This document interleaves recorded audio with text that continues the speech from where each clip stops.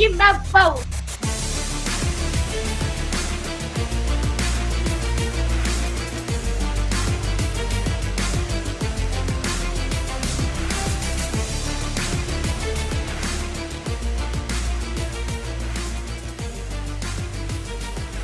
Court is in session with Ryan in Sacktown on If You Don't Like That. Now, Ryan in Sacktown. Oh, must be Rhino.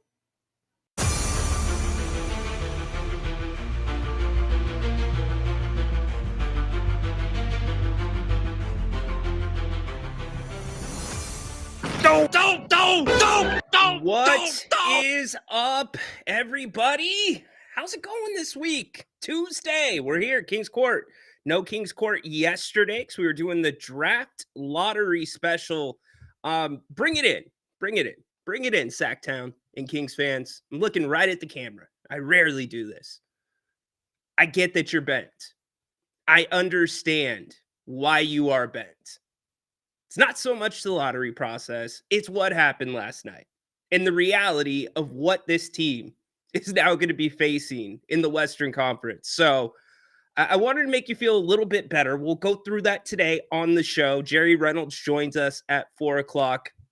So I got on the old interweb and I started looking up things that happen or can happen 2% of the time during a lifetime, right? Here's a few. Winning a significant lottery prize twice. Okay. Because the Mavericks, they had a 1.8% chance getting the first pick. What's another one? Let's see. Give me a good one. Oh, being born with an extra digit. How about that? Being born with an extra digit. Extra toe, extra finger. Any others? Being killed by a toilet. Believe it or not, there are about 50 Americans that die each year by a toilet. We're not going to do toilet humor, but they fall and they hit their head on a toilet. A toilet falls on them. I don't know, but that can happen 2% of the time. The team that finishes behind you in the standings gets the number 1 overall pick. That can happen in a lifetime. How about one more? Going through a pandemic. Yeah, that can happen too. We experienced that. So anyways, we'll talk about it. The process, look, I'm not going to sit here and cry. The process is what it is. It's benefited the Kings twice since it's changed into this current iteration. But I do think this thing needs to be revamped somehow, some way. Stealing Mike Brown's words there. We'll get into it. Also going to give you the other side of the Jason Tatum injury. He did have surgery today. Scary play last night. And Boston fan, don't you dare for a second blame this series on Tatum's injury if you guys lose this one. Don't do it. Bad take if that's what you've got in the holster. So we'll get into it all here in the next 90 minutes. Jerry at 4 o'clock. You all get involved with the phones, get involved in the chat. We'll get it going right now. We're in session on If You Don't Like That.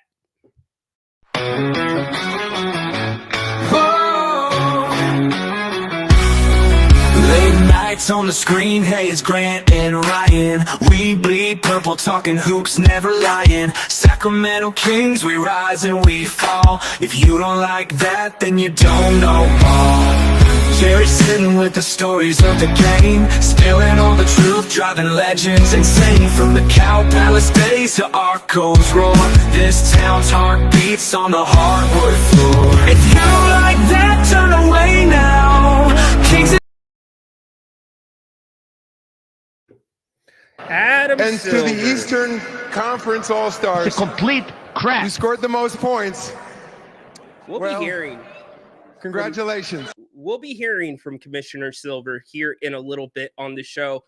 Welcome in. Hope you're having a good Tuesday. It is not Taco Tuesday. It is Jerry Reynolds Tuesday He joins us at 4 o'clock. So if you have a question for Jerry, put it in the chat. If you want to call the show, you can hit the link that is in the chat. You can scan the QR code. Doubleheader tonight.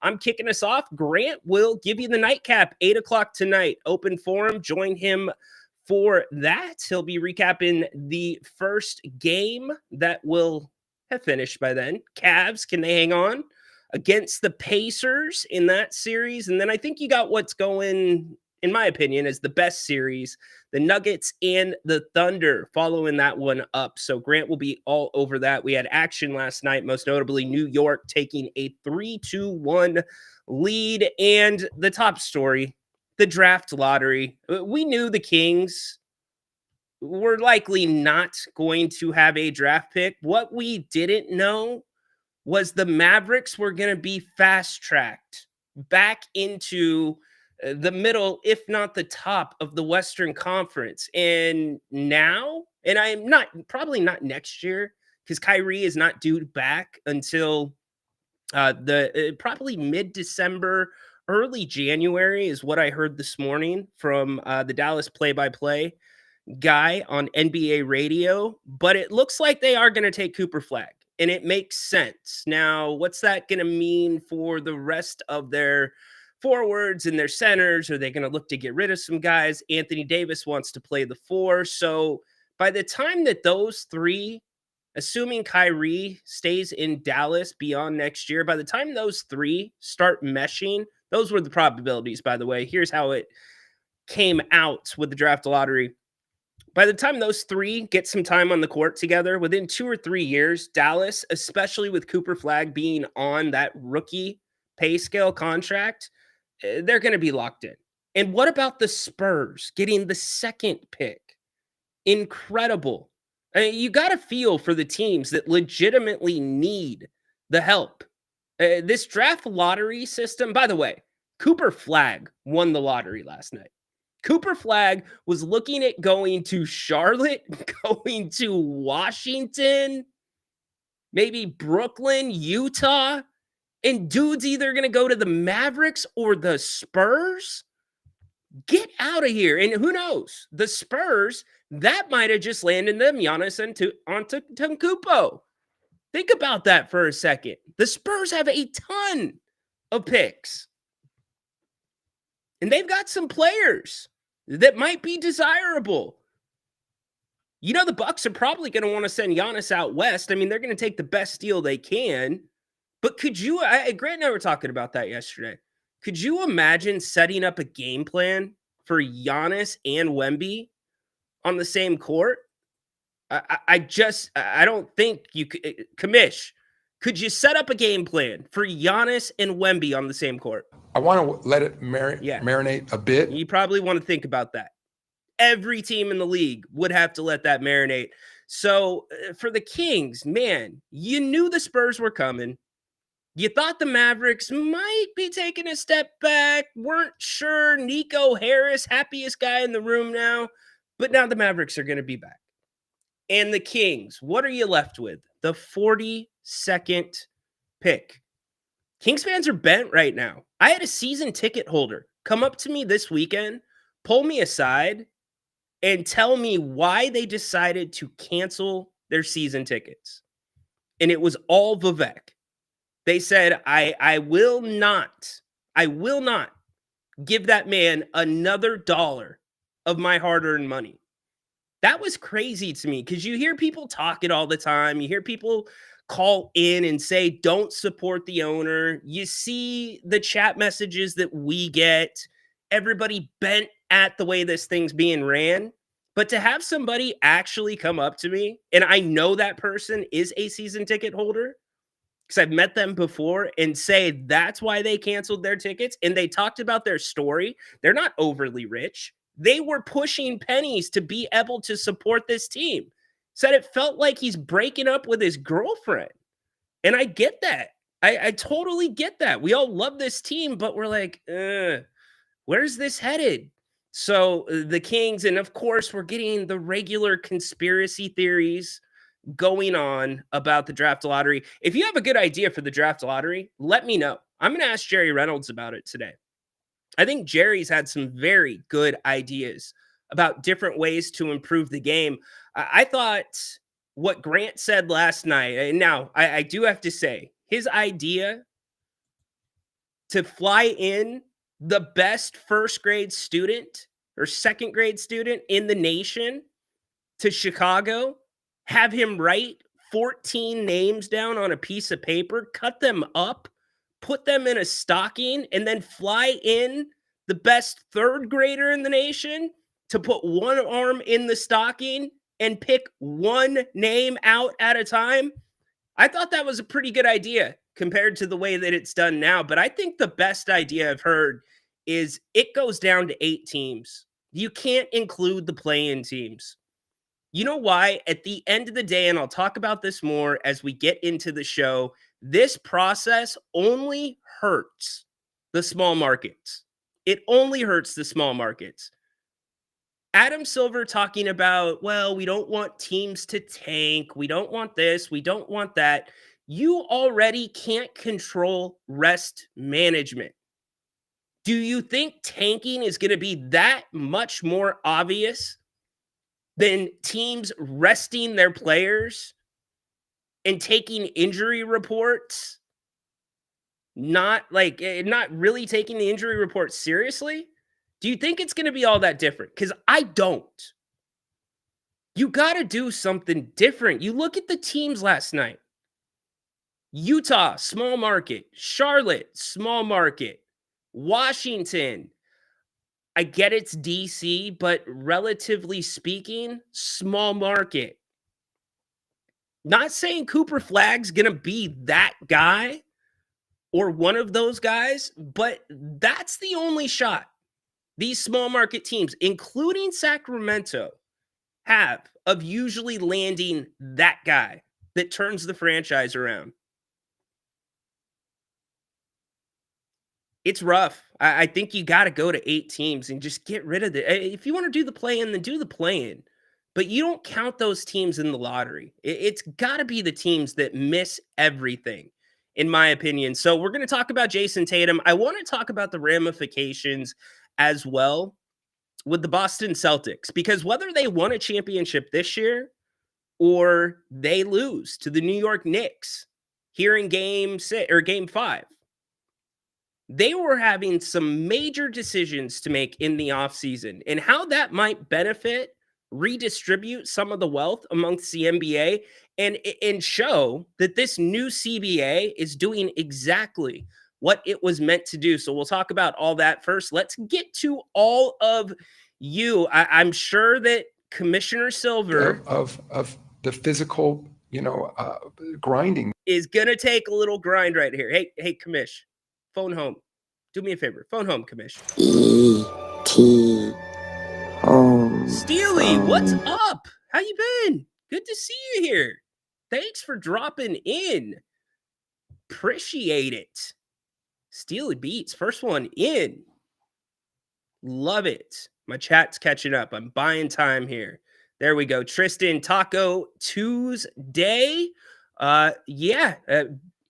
Chicken and dumplings Tuesday. Jerry here at 4:00. Where are all my conspiracy theorists at? Yeah, right. Derek, Luka for AD and Cooper is not that bad of a trade. Yeah, plenty of that going on. And if you're Adam Silver, you can't be particularly happy with LeBron James and what he had to say on the Pat McAfee show.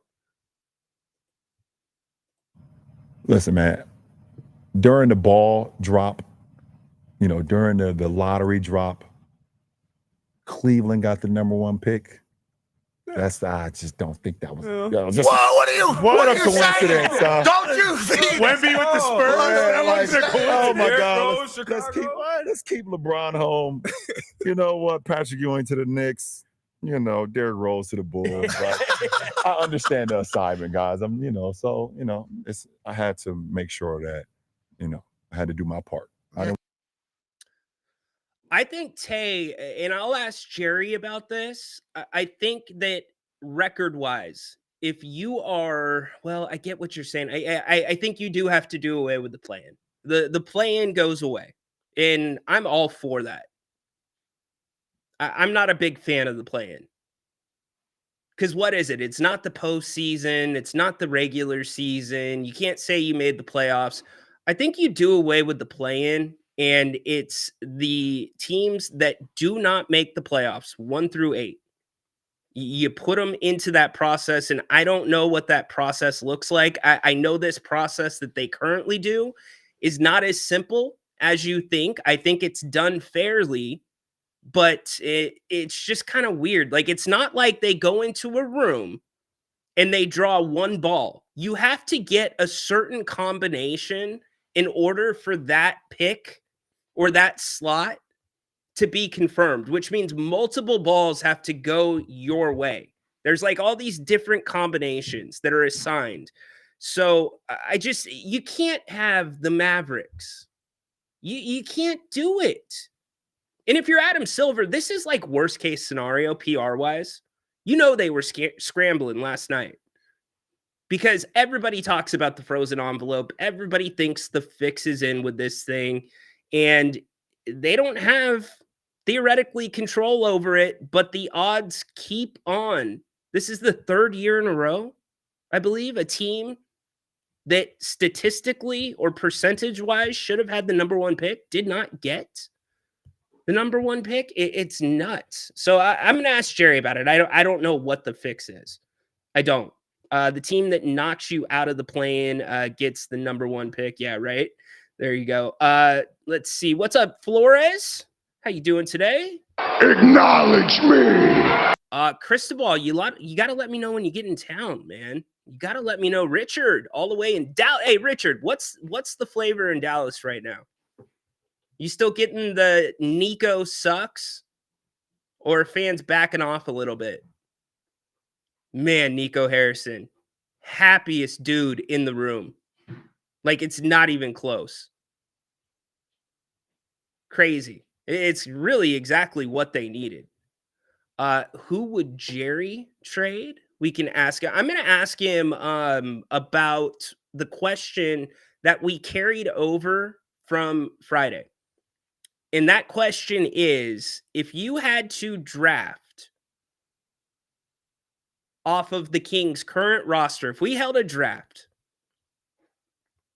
and you take into account where the player's at right now in their career, what they're making, etc., how would the draft come out? What would your draft order be? I think the consensus here was Domas would be number 1, and then there was a lot of parity at number 2. So I'm going to bring up the payroll, and I'm going to ask Jerry that later today when he joins us at 4 o'clock. Giannis and Wemby would be crazy. It would be insane. Unguardable. I mean, that team was already on their way up. And you know what I think it is? I think it's just that exact thing. It's the whole De'Aaron Fox trade. How the Kings didn't extract more. Don't you kind of feel like, as a Kings fan, we helped that process along of where the Spurs are at to a degree? And I know we have to give Zach LaVine some more time. We got to see what the 2nd round picks do. Speaking of the Kings, here's what they have in terms of draft capital. Remember, you cannot trade 1st round picks in consecutive years. So next year, the Kings own their 1st round pick. 2027, they own, and they have San Antonio's. However, that San Antonio one has a protection, I believe. I'll double check that. And then you've got a trade swap or swap in 2031. And then you can see what the Kings have in terms of 2nd round picks remaining for the next 5-6 years. There are some reports going out there that are not anything that surprises me, probably should not surprise you, that the Kings are possibly looking to trade DeMar DeRozan. I think that's the piece that makes sense. EMG times user, why don't they show us the process of picking the balls? Transparency is better. Shuts down the conspiracy theorists. Well, they allow media members. So the only people allowed in that room when they do this is the media, and it's like one media member per publication, major publication. And then you have one team representative. So Alvin Gentry was in the room when that was done. Now, the one thing that I'm unsure about with that is if the executives and the media members end up knowing right there on the spot that Dallas has gotten the number 1 pick, that San Antonio is going to be number 2, or if they are just observing the process and the NBA and the people conducting it are just writing stuff down and not saying anything or announcing it out loud like they do in the lottery. If you weren't with us last night, here's how the lottery went. A draft. Thank you, Kevin, and good luck, everyone. The 14th pick in the 2025 NBA Draft, presented by State Farm, will be made by the San Antonio Spurs. San Antonio receives this pick from Atlanta due to the DeJounte Murray trade in 2022. The 13th pick goes to the Atlanta Hawks. As expected, Atlanta receives this pick from Sacramento due to the Kevin Huerter trade in 2022. Picking 12th in the NBA Draft will be the Chicago Bulls. The 11th pick belongs to the Portland Trailblazers. That means Dallas has moved inside the top 4. The Mavericks have never won the lottery. Pick number 10 will be made by the Houston Rockets. Houston receives this pick from Phoenix due to multiple previous trades. The 9th pick goes to the Toronto Raptors. That means the Spurs are in the top 4 with 2 teams jumping into the top 4. That means the Sixers will lose their pick to the Thunder because it's outside the top 6. How brutal is that? That's the underreported thing about this. The Sixers needed that pick. That pick is going to OKC. Are you kidding me? The 8th pick in the NBA Draft belongs to the Brooklyn Nets. Pick number 7 will be made by the New Orleans Pelicans.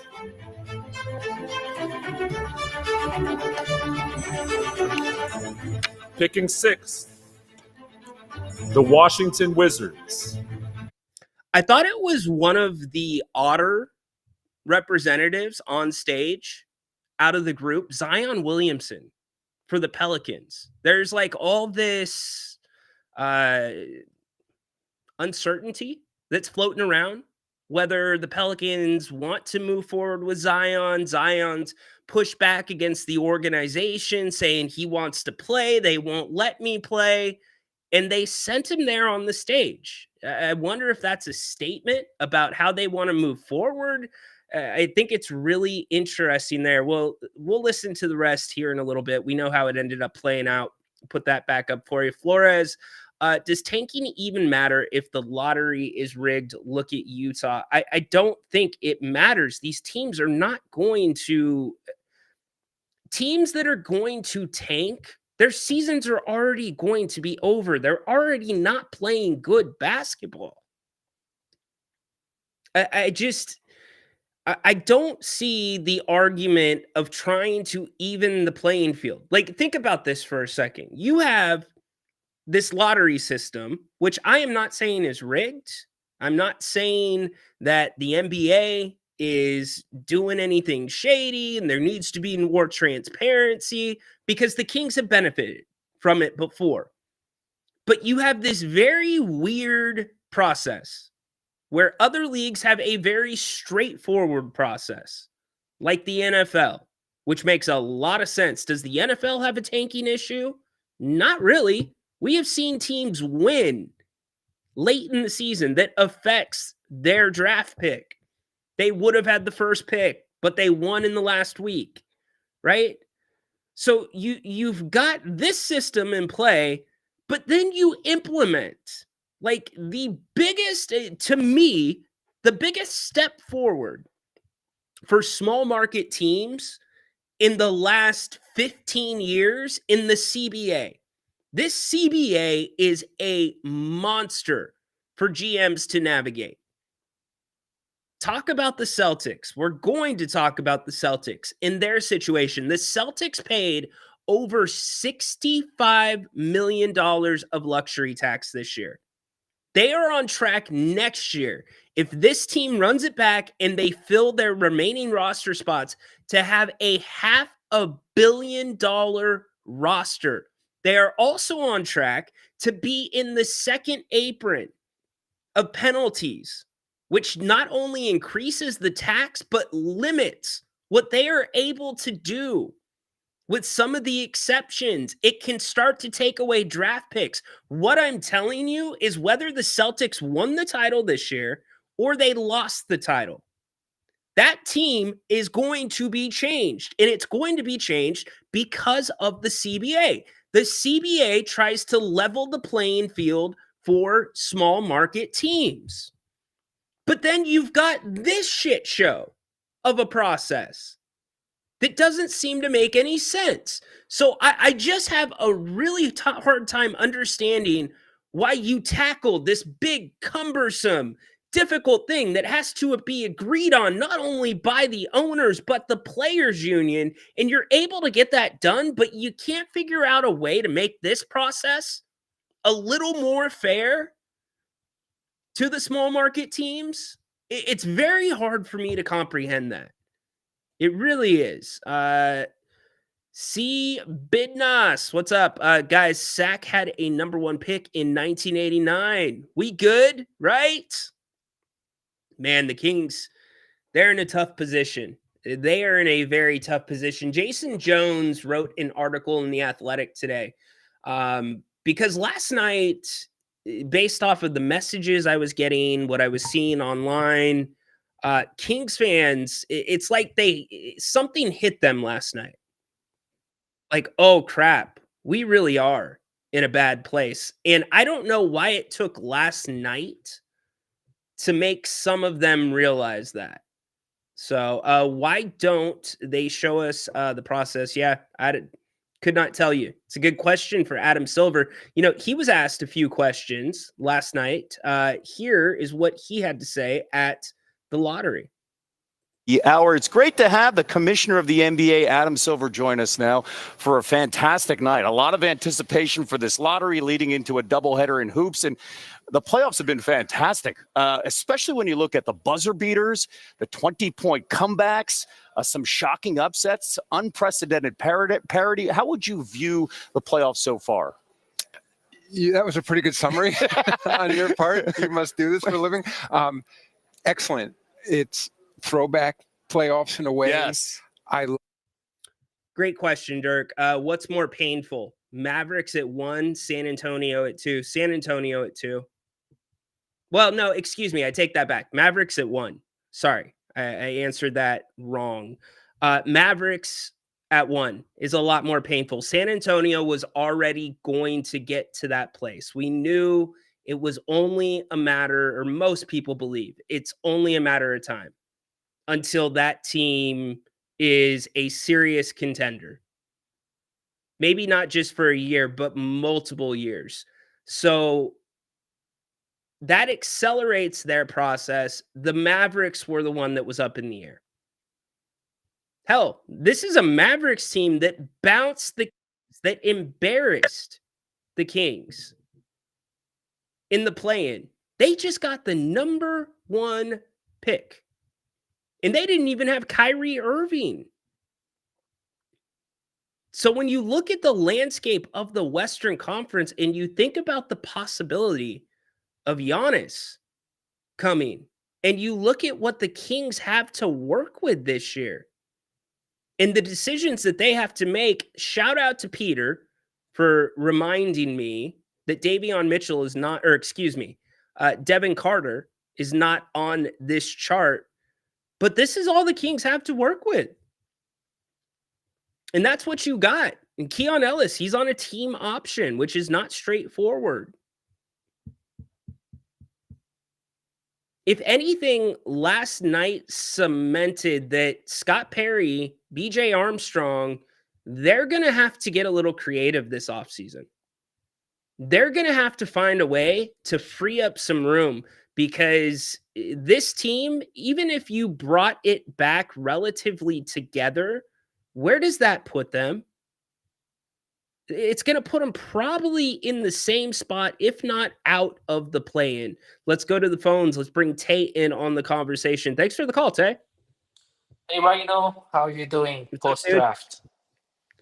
Doing well, post lottery, doing okay. Yeah, How sorry, about you? post lottery. What's going on, brother? Still reeling from the shock last night. I mean, I know all the rules were fair, but you can't let a team, you know, with Dallas's caliber win the first pick. I mean, can you imagine if Kyrie Irving was healthy theoretically and Dallas made the play-in, and if they were in the second round of the playoffs and they got the first round pick during the playoffs? Can you imagine that theoretically? Oh my gosh. So going off your Bonkers. point, yeah, going off your point of what Kings have to work with next season, I think even though they don't want to tank, I think by design they might be a bottom tier team in the league in the Western Conference next year. Just looking at how Yeah. probably San Antonio is probably going to leapfrog them. Portland might leapfrog them based on the number of years of experience they have with their young core. So by design, they might be in the lottery next year, and that might be the best way for this team to do a rebuild. It might be a forced rebuild, just by design and the competition within the Western Conference.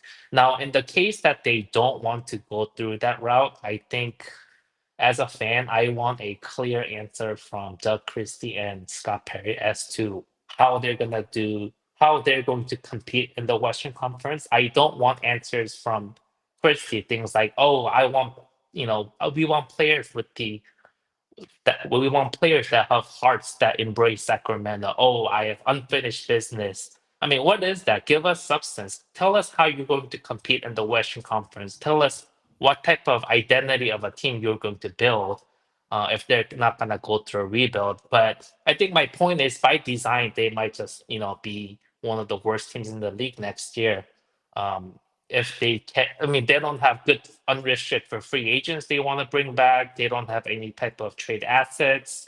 So I just don't know, how they can be competitive next year. And, who knows, maybe we might get lucky next year. But even this year, we saw that Utah Jazz fell out of the top 3 and top 4 spots. So this whole thing is just, um, yeah, I feel a little bit hopeless right now as a fan and see how we're gonna, navigate through this water. So thanks, Rhino. Yeah, I appreciate you, Tay. Very good call. I think that's how a lot of fans are feeling right now. They feel cornered. And I think that the possibility of the Kings being impactful, being effective, being successful in the Western Conference, it's getting further and further away before the Kings make a single move this offseason.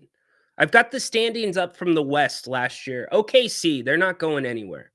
Now, for me, I'm looking at OKC. If they don't make it to the NBA Finals, if they don't win a championship, if I'm Scott Perry, if I'm BJ Armstrong, I am absolutely picking up the phone. I am blowing them up. In fact, I'm blowing them up right now.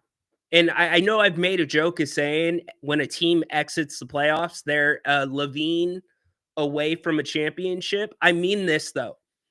I think they are a DeRozan away.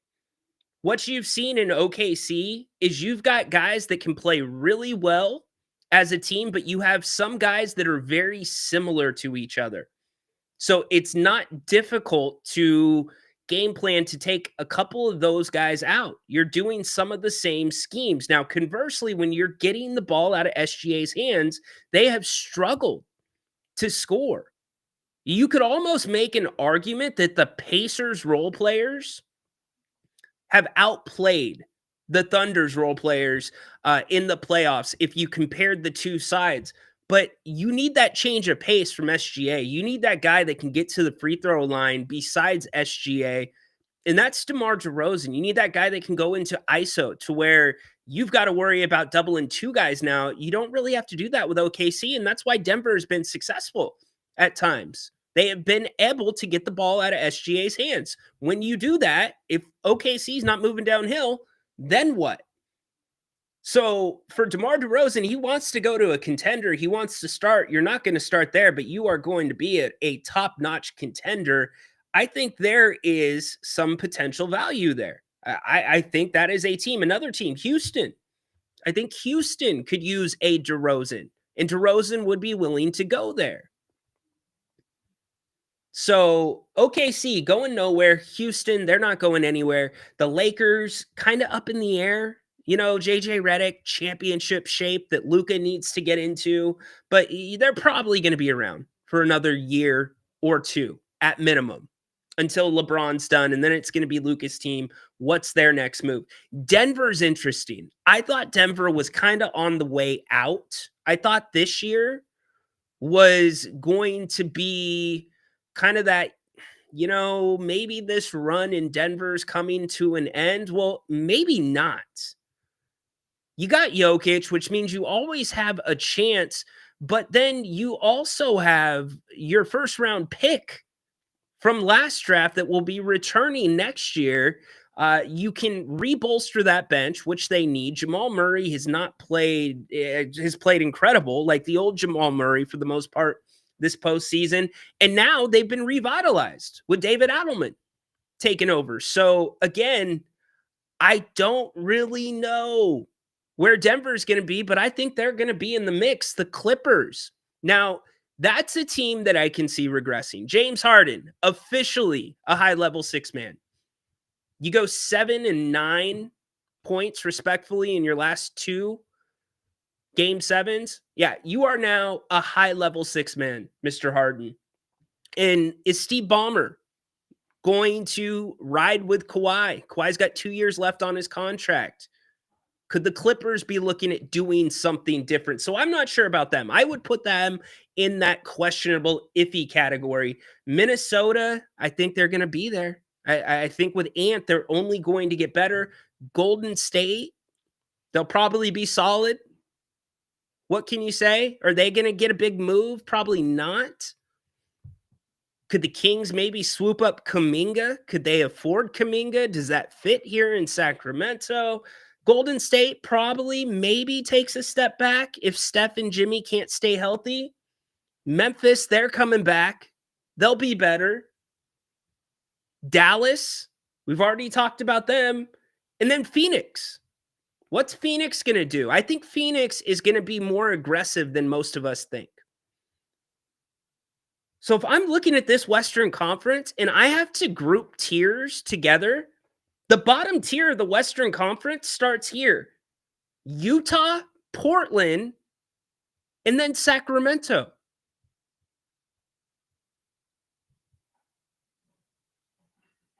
Tell me if you feel different. I saw somebody in the chat say you got to write it out over the next couple years, the two contracts, or at least the Levine contract. Yeah, you got to hope he stays healthy too. But you've also, if you're the Kings, you've got some significant decisions to make. Portland is on the rise. Exactly right. It's a great point. They played really good basketball towards the end of the year. They're a team, by the way, Portland is officially up for sale. That was announced. Finally happening. The Allen family putting them up for sale, or the Allen estate, I should say. So the Kings are a bottom. If you put the Western Conference into three tiers, the Kings, as they sit today, are in the bottom tier. Portland has young guys figuring it out. Well, here's the other thing. Portland stuck to their plan. That's what I really liked about Portland. Portland said, we're going to come in, we're going to do the right thing by Dame, but we're also going to get the best deal for Dame. Notice how Portland didn't rush the Dame trade to the point where Dame was wrapping himself in bubble wrap during the season or during the off season, and he was not playing 5-on-5s because he didn't want to get hurt. They took their time. I think when we look back on this, I do, and maybe Levine works out well. I just don't see it with the IQ. But when we look back on this, that is going to be the misstep that we talk about. The Kings rushed that trade. That was a Vivek trade to get De'Aaron to where he wanted to be. That Zach LaVine contract makes all the difference in the world with what the Kings can and cannot do. And now two teams that you were hoping to be able to hold off for at least another season or two, now it looks like both teams have passed you in one night because of the NBA draft system, and you got to believe that trade with San Antonio, you only helped them out. And you helped out De'Aaron Fox in the process. Crazy. Here was, like I said last night, Cooper Flagg hit the lottery.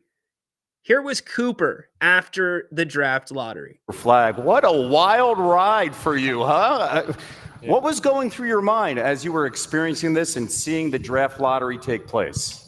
Yeah, I mean, it's just an incredible experience to be here, to have this opportunity. I mean, this is what I dreamed of since I was a little kid. So just to be here, it's an incredible experience and a great opportunity.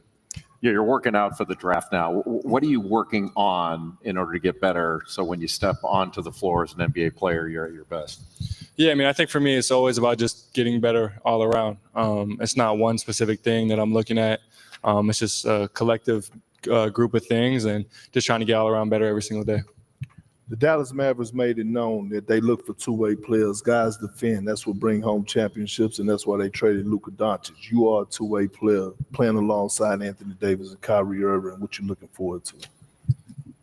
Yeah, I mean, I think, like I said, this entire experience for me has been amazing. So going forward, just going to look forward to that, like you said, being a two-way player. That's something that I've done since I was a little kid, so I'm just going to try and keep doing that to the best of my ability. Cooper, Dallas is a good team. Did you see this coming? I mean, you must have thought about where you might be going, but I'm surprised. But you're going to a very kind of built team already. That's pretty unusual for what I think being the top pick. The point of this is, Rock, at least the point for me is not that the Kings don't have their first round pick. I was fully expecting that. I think most Kings fans were expecting them not to have their first round pick. What Kings fans were not expecting was for Dallas and San Antonio to go 1-2 in this draft. And the San Antonio situation is just so interesting now. It really is. And if I'm San Antonio, in all honesty, if you're looking to possibly be in the Giannis market and they are listed as one of the teams by numerous reports that have the assets and picks to possibly make that move, I probably want to keep Steph Castle over De'Aaron Fox.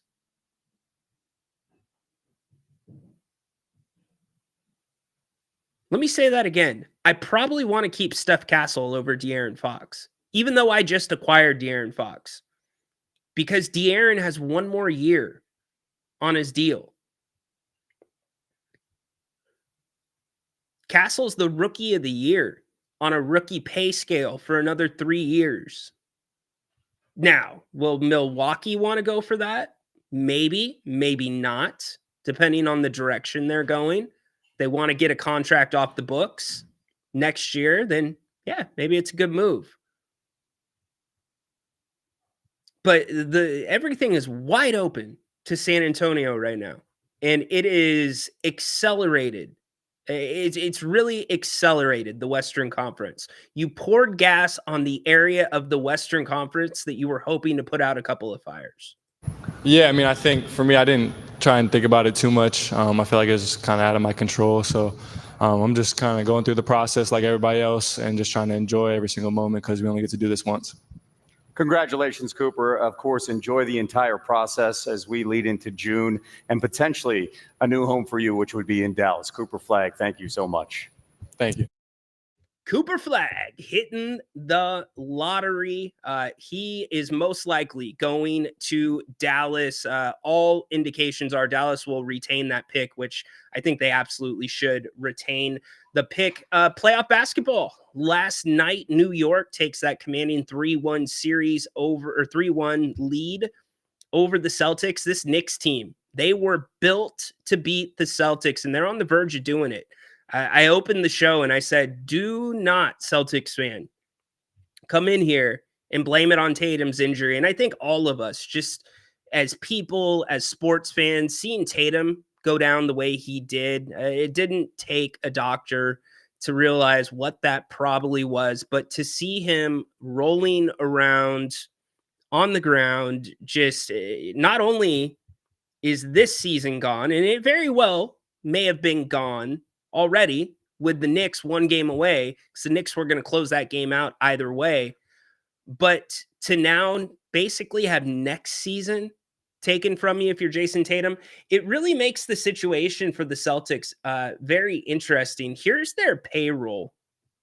It's extremely pricey. And one area that I would be looking at if I am Scott Perry, if I am BJ Armstrong, we all know Sacramento needs a point guard. Boston is going to have to get off of some guys, just plain and simple. They cannot afford to stay in the second apron and pay the luxury tax. And you have a new ownership group coming in. And I think this is the parity of the new CBA. This is what we're going to start seeing more of. You're not going to see teams that, well, maybe San Antonio, that win multiple championships in a row. That's going to be rare compared to 10, 15 years ago where we were seeing dynasties. Not going to be the same. So what's going to happen? The guys that I'm looking at, Drew Holiday, what are they going to do with him? You got to think that they're going to trade him. Pricey contract, but a damn good point guard that can still play, something this team needs. So probably too rich. The Kings don't have anything that they could really offer in return other than a DeMontis Sabonis and or Zach LaVine deal, or a combination of a Keegan Murray, Malik Monk, and somebody else. But then Zach would be giving up way too much of its core, or at least its younger core that's on good contracts. And that's what I think the biggest focus of this team is. How can you get guys that might not be where they need to be yet, but are only a couple steps away and are on friendly contracts? Because I think development over these next 2 years, and Scott Perry set Kings fans up for this in the last press conference with Doug Christie. To me, that was not a, hey, expect a winning product next year. It was a, expect the first step in our process next year. But Boston, what about Porzingis? What are they going to do with him? Are they going to get rid of any of their other guys that are on decent contracts at the guard position? They're going to have to do something dramatically different. This Boston team will be very different, and the pressure of the world is going to be pressure of the world on Jalen Green or Jaylen Brown. Can he get it done? He has not had a good offseason this year. So I would expect Boston to be very active. I do not see them, because they are projected to be in that second apron. I do not see them staying there. I just don't. Tonight, Pacers, Cavs. Cavs look to stay alive. Home game there for the Cavs. And then Nuggets, Thunder, what I think is the most interesting series going on. And can't say enough about David Adelman.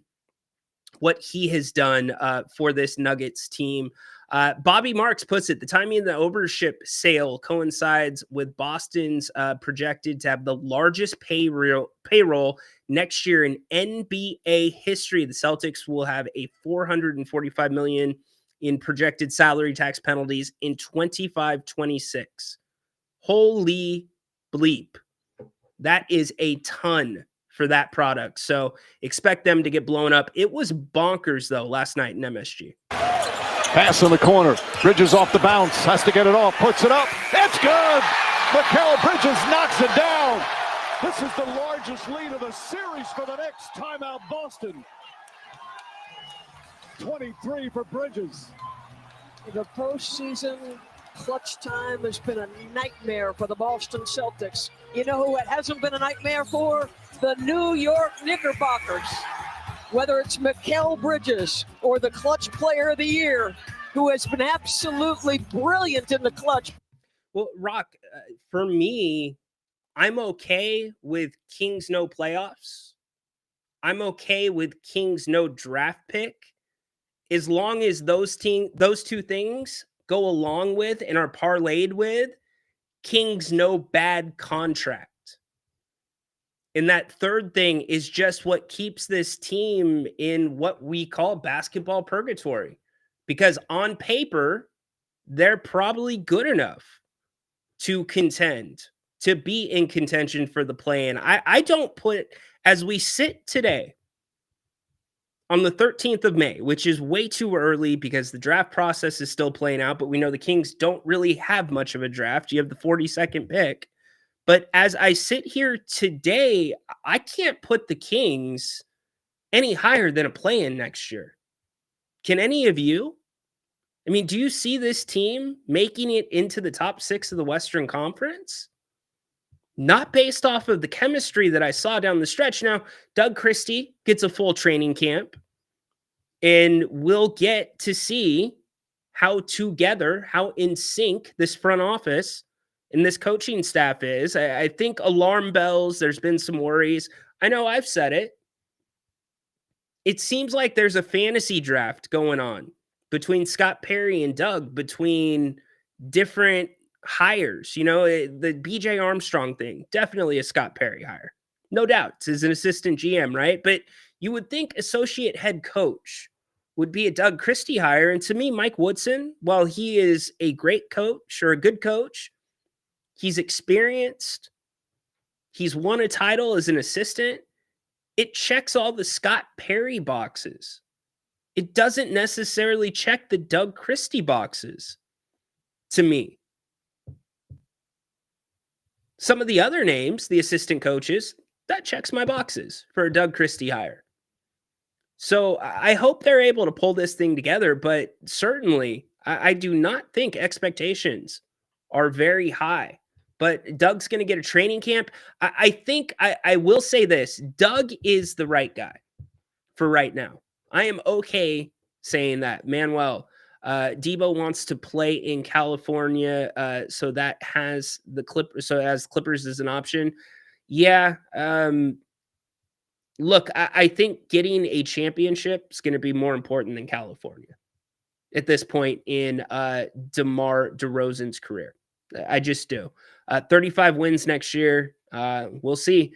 Pelicans, it's a great point. The Pelicans are going to be back in. Is Zion Williamson going to be on the move? It was so interesting to see him on the stage last night for them. Play-in is actually very optimistic. I really can't put him past that. I think I'm being more than fair with having them. When I say play-in, I'm not talking 8-9. I'm thinking like 9-10. Same place as this year. And this team's got to figure it out on its home court too. That has been a big problem for them. Jerry has been saying that. In fact, Jerry joins us in about 6 minutes. DeRozan going to get traded for a second-round pick. We know. Dude, no. Under 500, they were this year. They won't be a play-in team. So, okay. Is it better to not be a play-in team? I mean, what are all of your approaches to this season? What are your expectations for this season? Do you just want to see what Sacramento has always asked for? Competitive, hard-played basketball with effort and energy, and you're willing to live with whatever that spawns, a win or a loss? Is that what you want to see? Like, what's the next step that we want to see? Because I guess my fear is, and I said this a couple of weeks ago, I think this team, and you guys have said it in the chat today, the way it looks right now, this team is stuck for 2 years. They're stuck because of that Zach LaVine contract. My hope in these next 2 years is that the Kings don't do anything to sacrifice the future. And when I mean the future, I'm talking about the pieces of the puzzle that the Kings currently have that are universal. Like, you have some players that every other team in the NBA would take, that they could fit in with every other team in the NBA. Keon Ellis is one of them. Keegan Murray, to me, is another one of them. Malik Monk, debatable. Probably. There might be a couple programs that would not want Malik. But I don't want to see the Kings sacrifice and make short-term decisions to try to win under the LaVine contract that affect the team beyond the LaVine contract. I think what I'm saying is hunker down and expect for the worst and hope for the best. And who knows, maybe the best case scenario is we see the best of Zach LaVine again. Here's what you're hoping for. You're hoping that Zach LaVine can, one, stay on the court like he did this year, but two, start to play up to the level of his contract. If Zach LaVine can play anywhere near the amount of money that's on his contract, then all of a sudden he's kind of an asset again. He's a liability. Trade the players, value for picks, and write out these bad contracts seems to be the consensus. What's up, Paul? Get a quality point guard via a DeRozan Malik trade. I am not trading Malik Monk. That to me is crazy. And by the way, put your questions in the chat for Jerry Reynolds. He's with us here in about 2 minutes. Trade players of value for picks right out. We just had that up. Rhino, do you think the Kings are going to retain LaRavia? You know, I think that they certainly should try. And I think if Jake LaRavia was smart and he took a step back and looked at the fit, Jake LaRavia is one of those tailor-made Doug Christie guys. Jake LaRavia plays the game, or at least seems to have the same approach to the game as Doug Christie. And you have a coach that recognizes that. Not all coaches will recognize that. And not all coaches will see that in Jake. Meaning, I don't know that he would get the same opportunity in other places. I think really his best opportunity might be here in Sacramento. Now, the other thing's the free agency market. We saw a very lean free agency market last year because of the implementation of this new CBA. What's it going to look like again this year? I think that's partially why Malik did not test the waters of free agency. And he signed early during the period that the Kings were able to exclusively negotiate with him. So lots of NBA to talk about. Thanks for being here on a Tuesday. We all know what Tuesdays are. Look forward to them every single week. There are no shortage of topics to cover. Very lucky, blessed always to be joined by the legend himself, Jerry Reynolds. What's up, Jer? Hey, Rhino, not much, just a wonderful day here in Roseville, and obviously still a little frustrated about the wasted draft and what it means for the Kings, and sadly, what it means for Kings competitors. Yeah, let's start off right there, Jerry. Your thoughts on the Mavericks and the Spurs hopping up to 1-2? Well, I mean, it's really disappointing because, I mean, both teams were behind the Kings at the end of the year, even though we know the Mavericks came in and spanked the Kings in the play-in. Yeah. And a lot of that was due to injuries, but still, clearly they got an opportunity now to really improve themselves.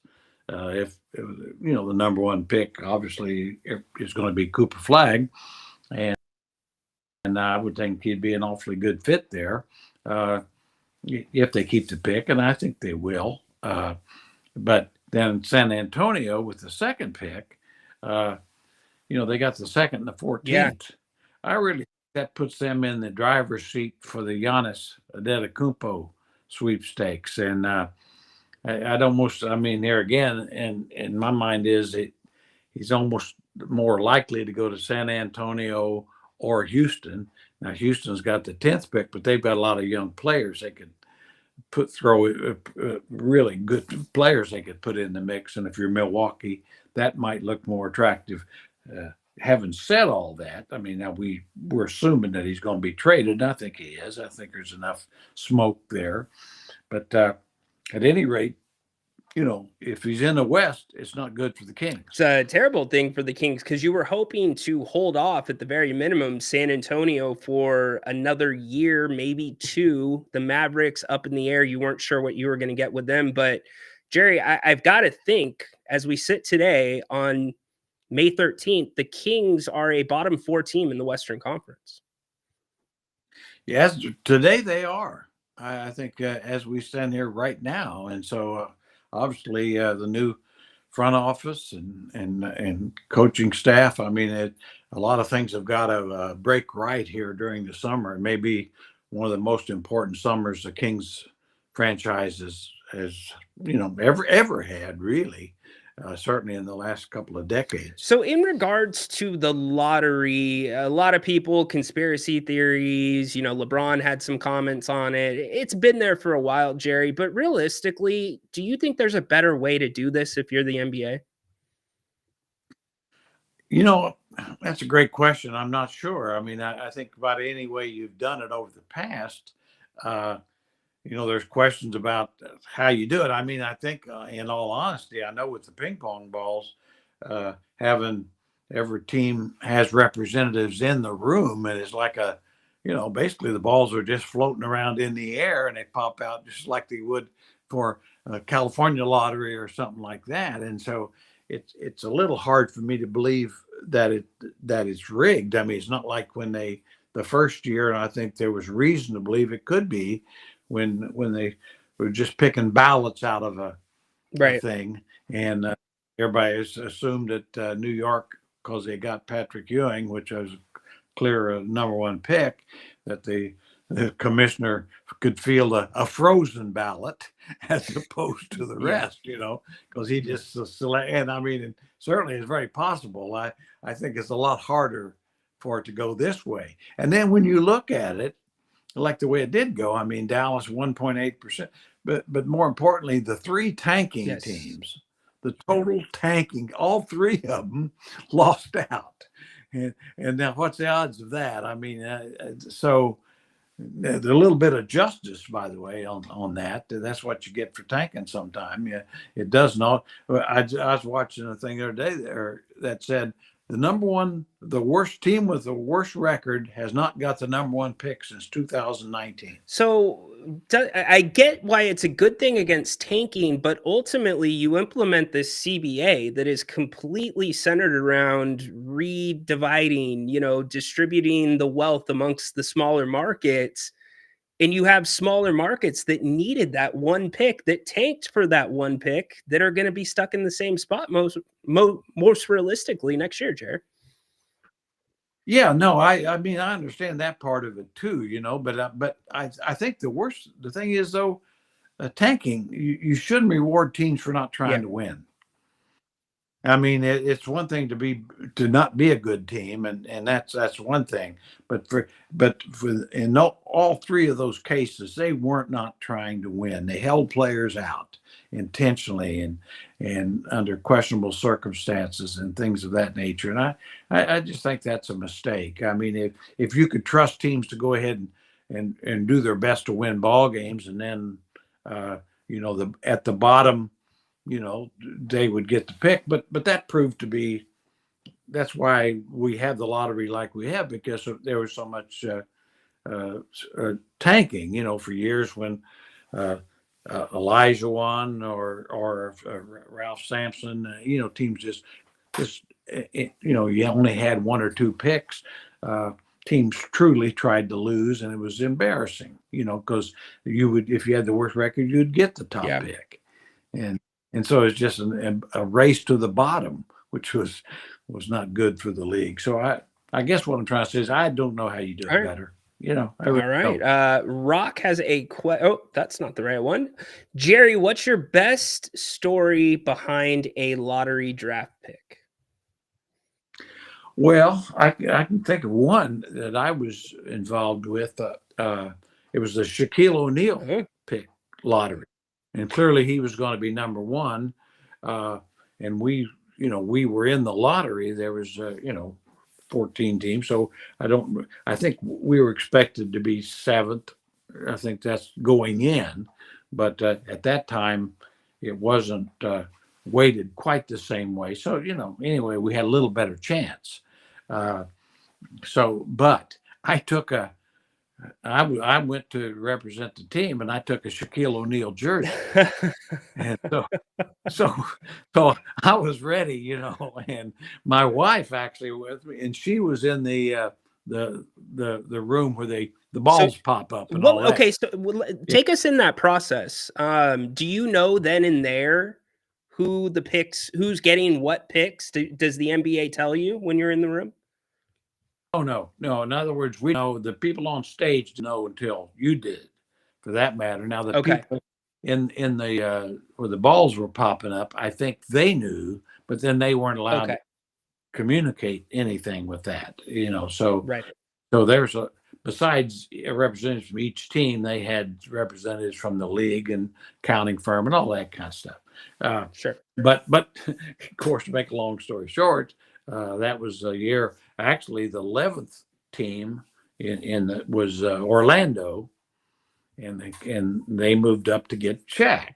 They were able to get Shaq, and so I had the Shaq jersey in my closet for a long time, and then I finally when Jim Thomas, the owner at that time, sold the team, I said, maybe you ought to have this as a going away present.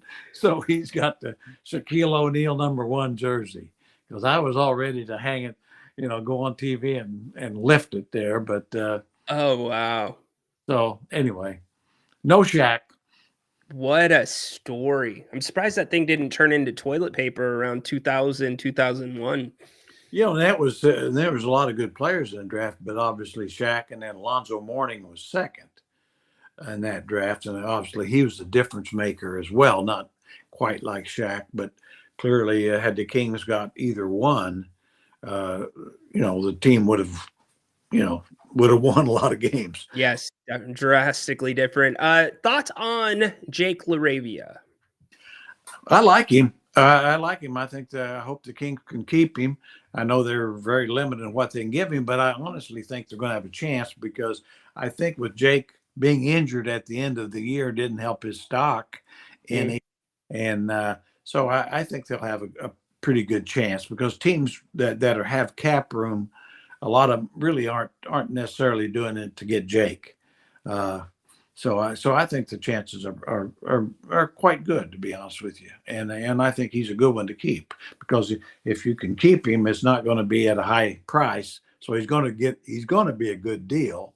And if you're Jake, if you're not going to get the contract probably you like anyway, and it might be his advantage to sign a short-term one, maybe 2 year with a player option, to where if he proves, what we think he can do, then he'd be in line for a much better deal.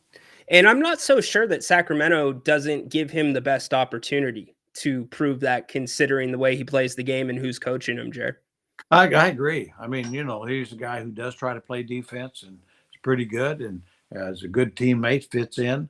I think this is a good situation for him. Coach Christie knows him well. It's one of those things where at some point for him, he really needs to find a place where he knows he's going to play, have a role, and I think he knows for sure this would be one of those places. Indeed. Thoughts on Jamal Shed? Jamal, I'm not sure who that is. I know Peter threw us. He was the Kings' 45th pick last year and traded to Toronto. He played in 75 games, 19 minutes per game, and I'm guessing 7 points. Yeah. Well, I like I say, I don't study the draft like I once did, or study the college game like I once did. I'm pretty much just kind of go on what's on TV and the highlight kind of stuff. But so I'm not familiar with him at all. I know it was kind of over my head too. Jerry, for a quality trade, would you package DeRozan Malik or DeRozan Keon, or none of the above? Well, for a quality trade, I'd combine any of them. Sure. So to answer your question, if it's a trade you think makes you better, now I think there's guys you wouldn't want to put in there for sure, but I understand it. But it's like anything, if you could trade for Jokic, well, I think you put a lot of guys in the package. And go pick them up at the airport too. Or you trade for Aaron Gordon. Who wouldn't you put in the package for this team? I mean, so I guess that's the real question is, and the answer is that if it's a trade that makes you better, then whatever you put in there, it's a winning trade for you. And if you're going to get a really quality player that makes you better, you have to put in players, with talent. I always get a kick out of I do a website, Kings Herald. I do a podcast with them, and I love got some terrific writers and knowledgeable fans and all. But some of the comments and some of the fans, it's the old, well, let's trade DeRozan for Naz Reid, and it's like, yeah, that's good. Now, why would Minnesota do that? Right. It's like, yeah, well, it'd be good for the Kings, no question. But why would Minnesota do it? That sort of thing. And I always say that when you look at trades, always look at it both ways. Would it be a trade that the other team they think would benefit them? For instance, we talked about this last year, the New York Minnesota trade. Karl Anthony Towns for Dante DiVincenzo and Randall. Well, I said at the time, I think it's a pretty good trade for both teams. And I think it has been. I think we're seeing the results. It's actually probably made both teams a little better. And that's the way it's supposed to work. That's the way it's supposed to work. And Minnesota's barely gotten anything out of DiVincenzo compared to his time in New York. Yeah, no, he hadn't been nearly as effective. I think Dante fit so much better with his Villanova guys.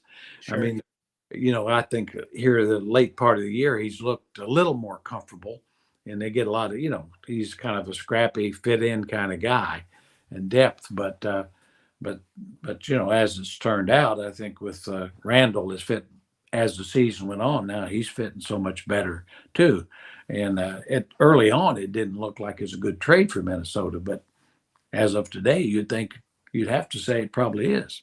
Yeah, and Cat's been excellent in New York for the most part, more aggressive than I expected him to be defensively. He's riding it out, Jerry. He's getting attacked more than Luka on defense right now. Yeah, he has not got the quickest of feet, I would say.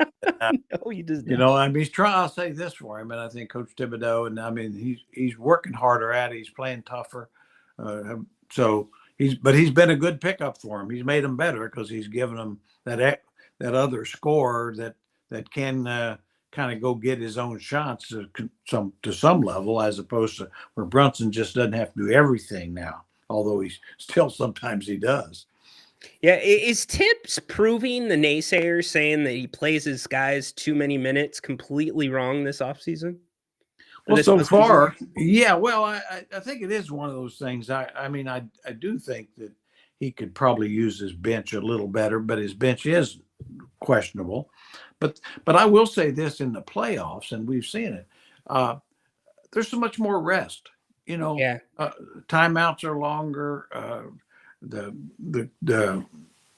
all the officials going to the check out the replays and all that kind of stuff. You know, I mean, I just think guys can play more, and I think every team does it.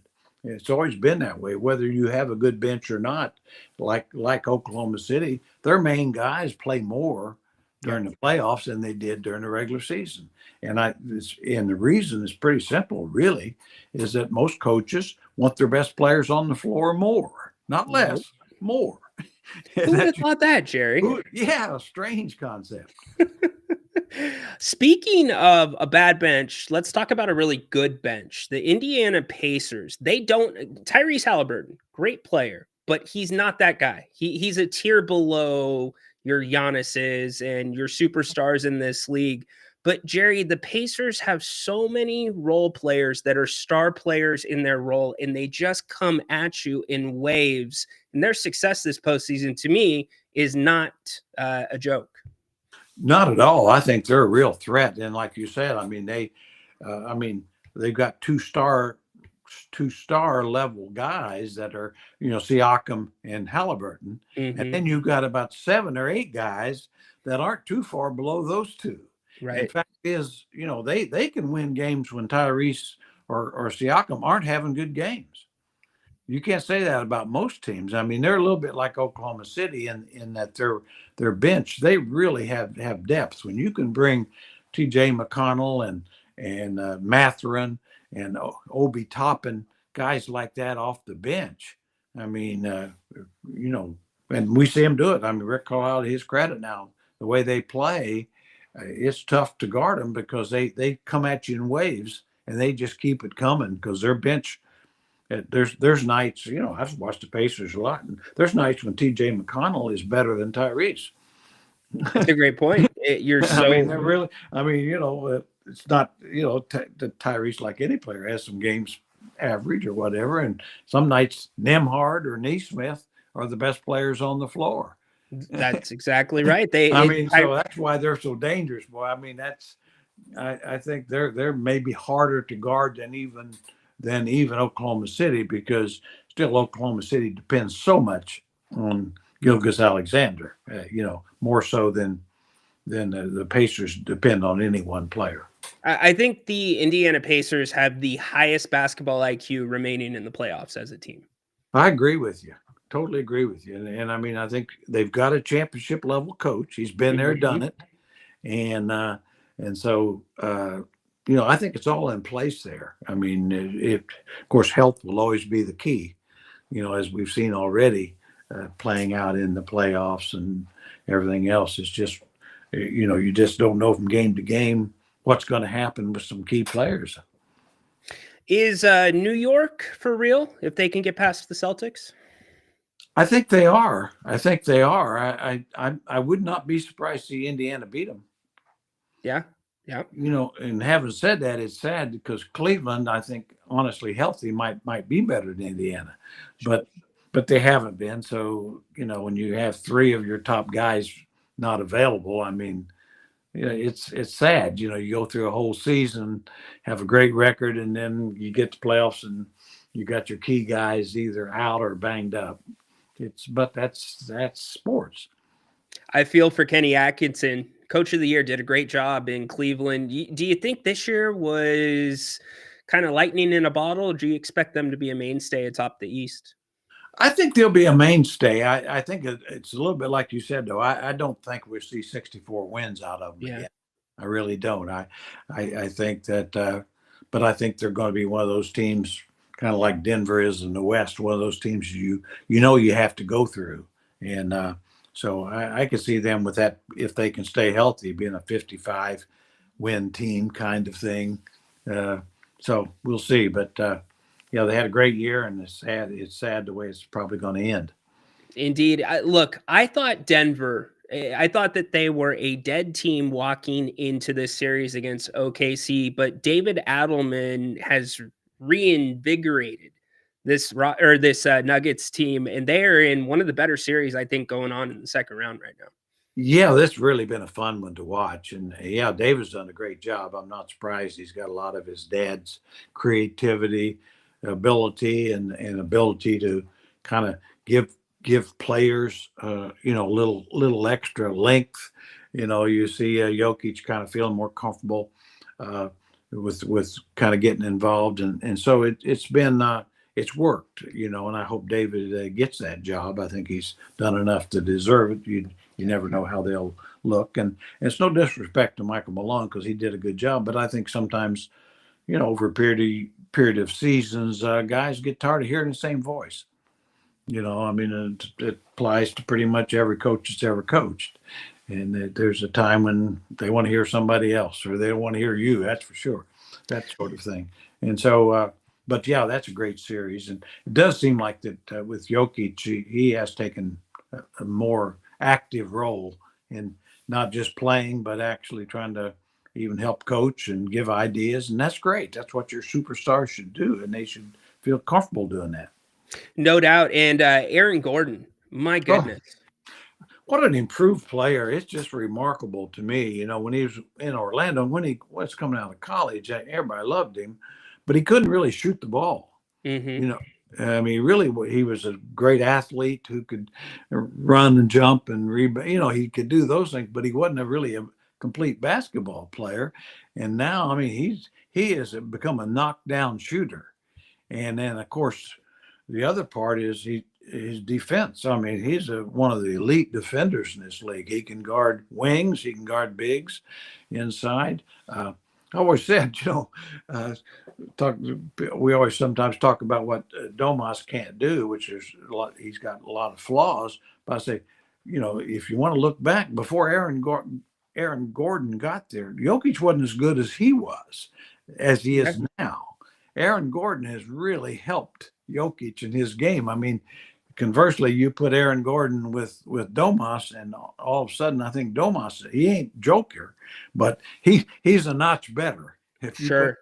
That's such a key to a lot of things. It will not forever, but at least in this era of basketball, when a team's a quote unquote player away, it is definitely now going to be an Aaron Gordon away. That will be a mainstay.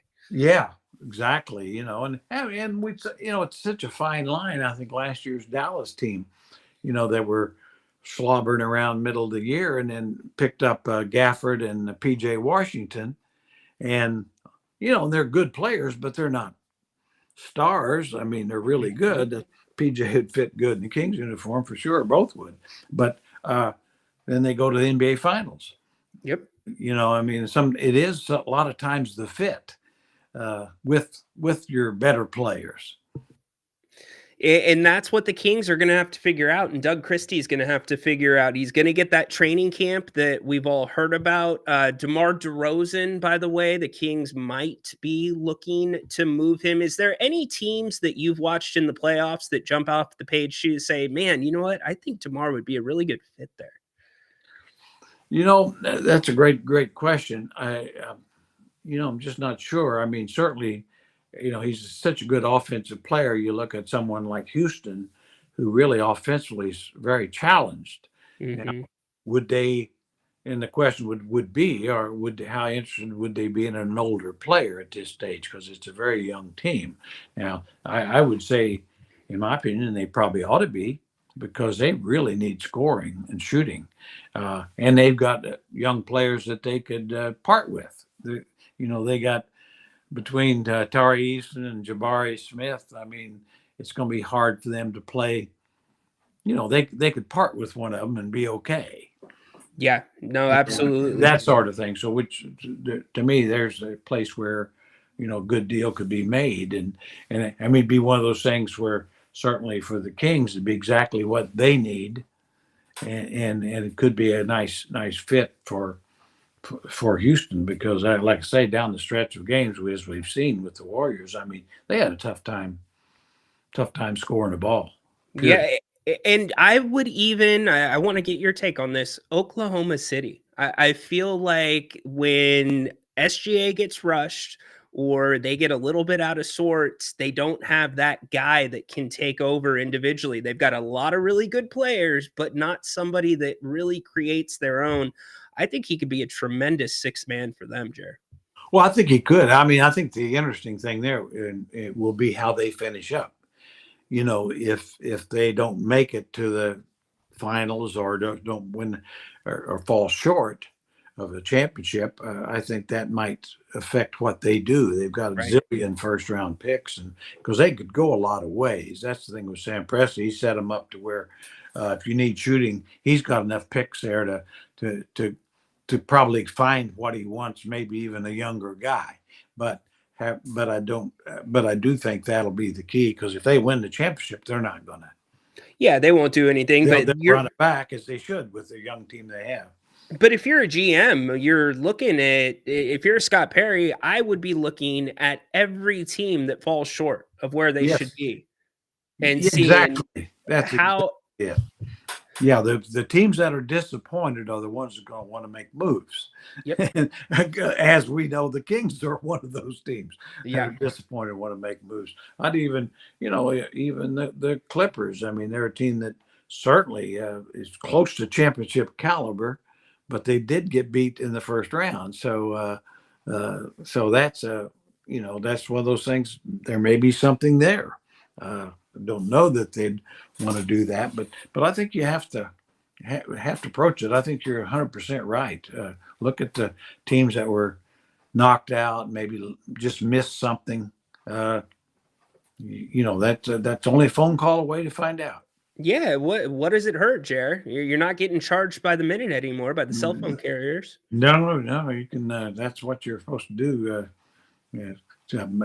Communicate. Try to communicate with teams, all of them, every week, if not every couple of days, because things do change. Did you ever have the old block gray cell phone, like one of the first ones that was big and heavy, or the ones in the leather cases? No, I didn't. I'm thankful for that. I think the first one I had one in my car. There was automobile that was kind of early on, which was handy in some ways, but pain in the ass in some others. The reason I hated it, because the reason they gave it to me is because Jim Thomas, the owner, he wanted to be able to communicate with me all the time, which is the last thing I wanted. Right. At that point, your car, and even to a degree now, your car, I know it has a lot more tech. To me, it's like my safe space. It's my time, and if I invite you, you're invited into my world for that time. But I don't want to get calls from my boss. I just need some time. Well, I mean, certainly too. You'd like to, even if you're getting calls, you'd like to be able not to have to take them.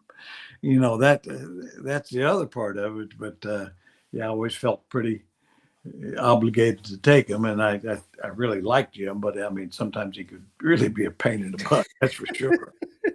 Well, you gave him that Shaq jersey, so I was going to say, what more could he ask for? Okay, I'm going to get you out the door here in a second. I want to do a quick exercise with you. I'm going to put this on the screen, so this is going to be, will be smaller. Hopefully, you can see the screen and those numbers. This is the Kings payroll for the next couple of years. Yeah, I can't see it, so you'll have to fill me in a little bit. Okay, so I guess here's my question. If you were doing a draft, Jerry, strictly from this list of players that the Kings have, with regards to where they are at in their careers and their salaries, who would be your first 5 picks on the Kings roster right now? Well, I'd say my first 5 picks would probably, I'd still say maybe take Keegan Murray. It would be up there. Domas, even his age. Honestly, Malik Monk, Keon Ellis. Who am I missing? I would honestly put those a lot of people might not might disagree, but I think I'd put those guys ahead of DeMar and Zach right now. Yeah. Just because of what their age, salaries, what they bring, that sort of thing, and their their value. Because I always say try to look at players as assets, and that's why for years ago when they didn't try to keep Bogey, I said that's a mistake because he was an asset. Yep. Regardless if you had to overpay him, he's a good player who other teams wanted. Spot on. And like him or not, Monty McNair, I think he had that same kind of vision when he looked at his rosters. He looked at guys, what they were making and whether they were movable. Could I make a switch if I needed to? Are they playing up to that contract? In the Levine trade, that changed everything. And I guess going to that guy, Zach Levine, do you think it's possible for him in the next 2 years to play up to the level of his contract, which is 47.4 and 48.9? I think it's possible. I mean, he's a very gifted. I think you've got to utilize him differently than maybe we did. I've always said he has a lot. He's not a particularly good ball handler and decision maker with the ball. He makes, but as a catch and shoot player or as a one or two dribble escape guy to score, I think he's terrific.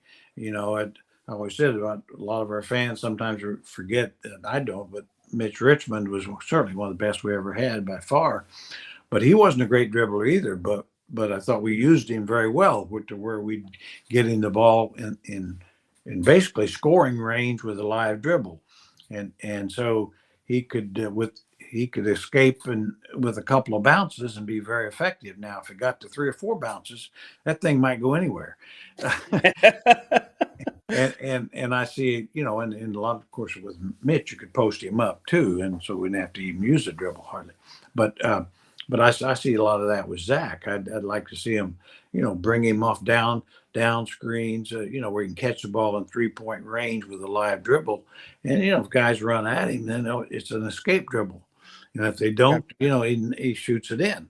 And so a little more of that, we saw him bringing the ball up the floor and stuff, which, boy, the odds of that working out pretty slim. Yeah, and we're gonna get you. I know I got to get you out the door. People asking about the possibility of getting a decent point guard in here. We've talked about it. We think it's the number one priority.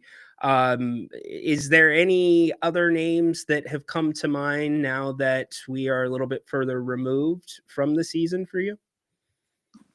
It's so tough to get them. I know they don't grow on trees. The guys, the teams that have got really competent point guards, they don't want to give them up. Now you got to have to take a stretch for the most part. I mean, it's kind of like like a shortstop in baseball. Once you get one that's good, you better do whatever you can to keep them.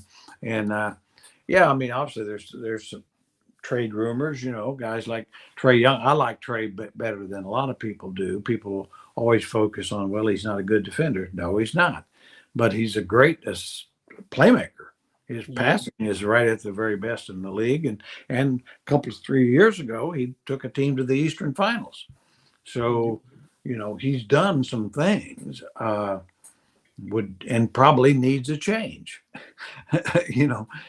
Would he be ideal? Well, he wouldn't fit the idea of of defensively, but you'd certainly be better offensively. So, now how do you get him? That's the other part. Yeah. Well, I think you and I have had this conversation. I expect, and maybe not as late into the summer as you saw that Towns and Randall deal go, but I think teams are going to be very aggressive in flipping star players more commonly than we have seen in the past. Last year, this trade deadline was aggressive. I expect the same because of this entire CBA that's in effect. It's win now or try something new.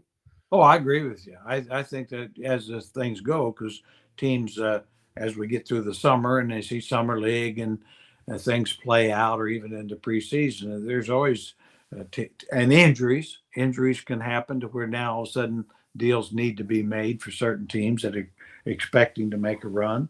So yeah, you just have to kind of be available for things. I always look at teams. For instance, like Chicago's Josh Giddey's really turned out to be a very good pickup for them with the trade for Caruso, and I think they're very happy with him. Well, they've got Lonzo Ball now. If somebody could convince me, and I'm just saying hypothetically, because he did play this year, he played fairly well.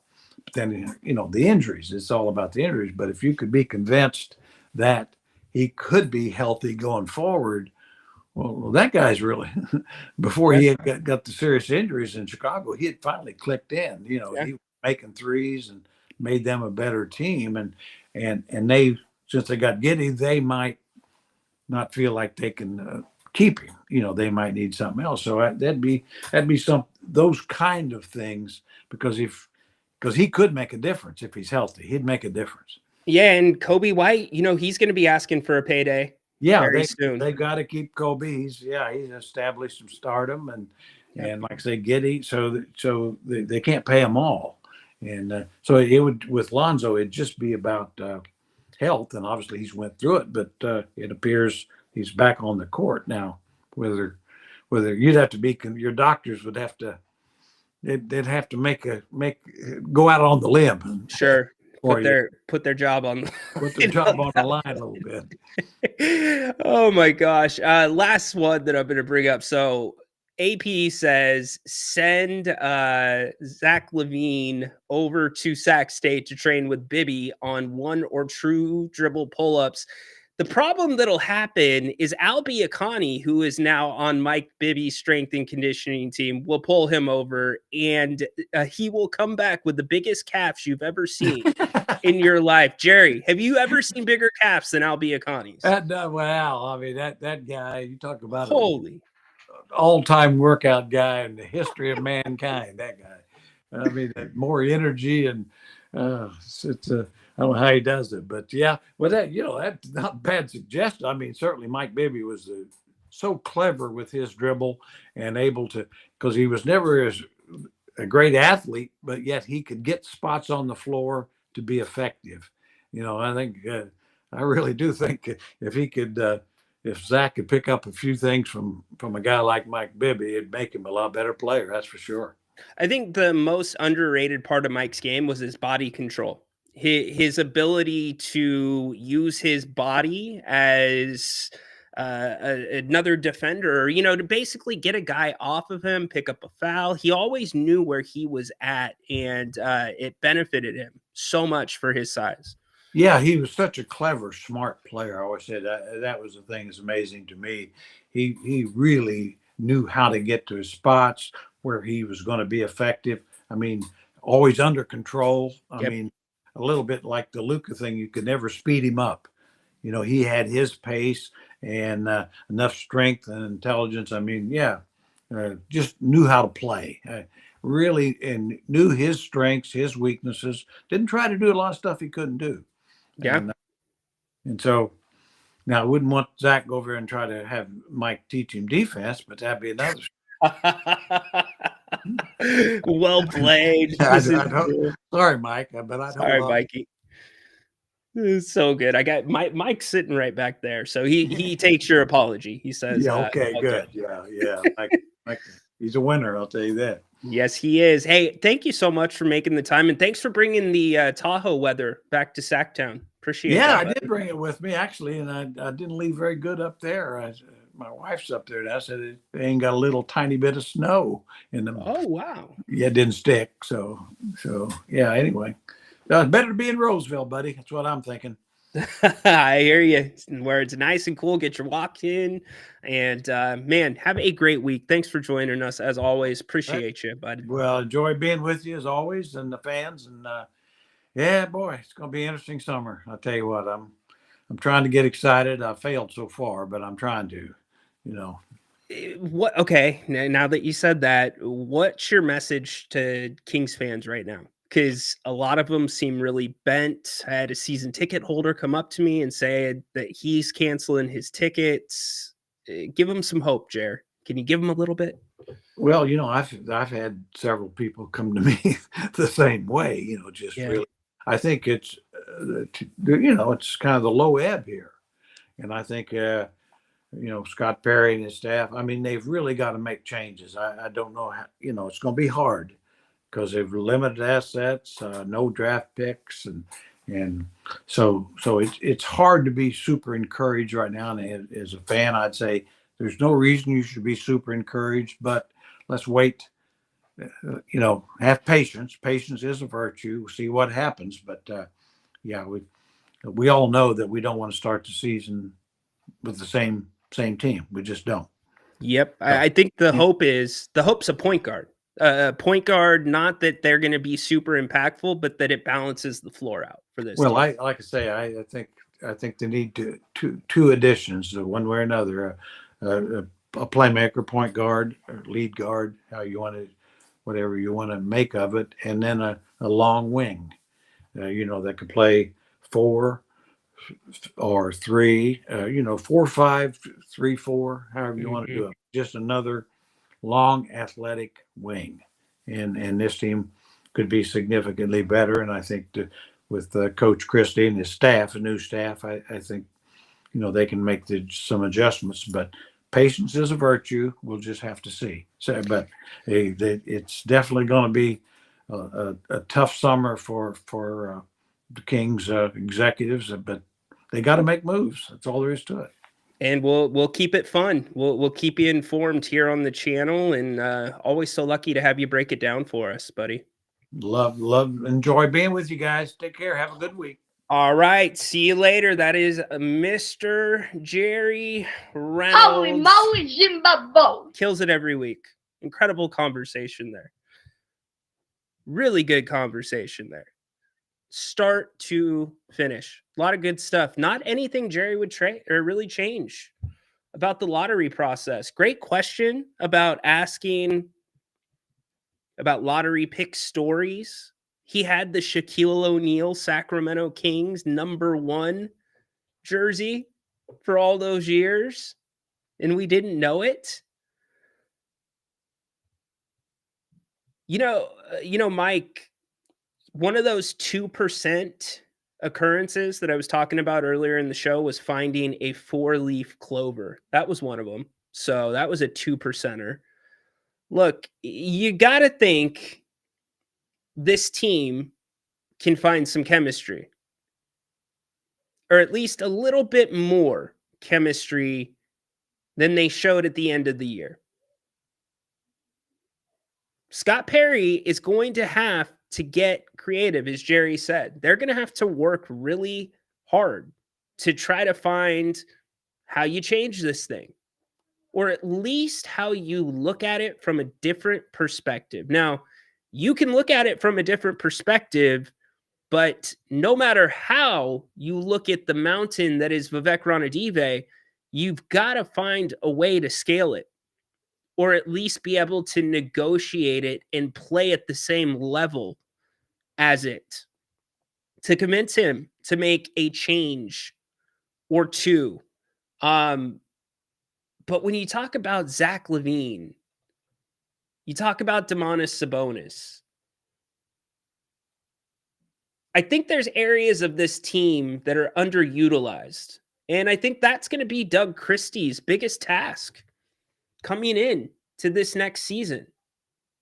It's going to be, where is the value on this team? LaRavia, I think he's super important. Jerry and I both agree. Good questions about that. I think LaRavia, Jerry saying taking a smaller or a shorter contract to have an opportunity to show out and get a bigger one makes sense. Sacramento seems to be a place where he worked his way into Doug Christie's rotation really quick. You could tell Doug was a big LaRavia guy. But that point guard, that point guard is going to be very important. How about the 4 players Jerry was right with some of us with the floor. He had Keegan at 1, Sabonis at 2. I'm with him there, 100%. So look, this team could surprise you. There's aspects like last year at this time, I had talked to a couple of the guys, and I had talked to one assistant to an agent. And I said, what's the to-do list? What's the to-do list this summer? What is on the list to improve at? Because each guy has their individual things, but there's always a couple of team concepts that is going to be on everybody's list. And last year, what was on the list was free throws. It was free throws, free throws, free throws. It was control the controllables. And through the first half of the season, this team was not only number 1 or near number 1 in free throw percentage, they were in the top 3, top 4, top 5 in free throw attempts. So it showed their ability to work hard and adjust. De'Aaron Fox was all about free throws in his workouts over the summer. Domas will do whatever you ask him to do. The one thing that I am hearing this year is passing. Passing.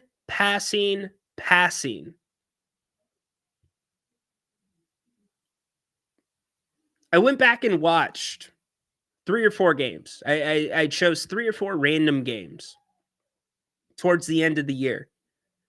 The passing was so bad.